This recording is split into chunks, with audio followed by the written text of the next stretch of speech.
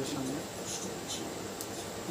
তো বলিলেন, যাহারা হযরতের পূজা করিত তাহারা জানো তিনি মারা গিয়েছেন, আর যাহারা আল্লাহর উপাসক তাদের জানা উচিত আল্লাহ অমর অনিবর স্বরূপ।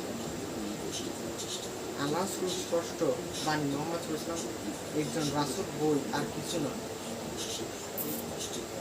তাহার পূর্বে আরো অনেক রাসূল মারা গিয়েছেন। রাসূলুল্লাহ সাল্লাল্লাহু আলাইহি ওয়াসাল্লাম মরিতে পারেন, নিহত হইতে পারেন, তাই বলে তিনি সত্য তোমাদের দিয়া গেলেন তাহা কিন্তু তোমরা মাথা পাতে গ্রহণ করিবে না। এই বিশ্বভুবনে ওই দুই অন্তরিক্ষে যাহা কিছু দেখিতে পাও সব আল্লাহর সৃষ্টি, তাহারই দিকে সকলের মহাযত্না। আবু বকরের গভীর উক্তিতে সকলের চৈতন্য হইল। সকলে ভালো থাকবেন, সুস্থ থাকবেন। আল্লাহ হাফেজ।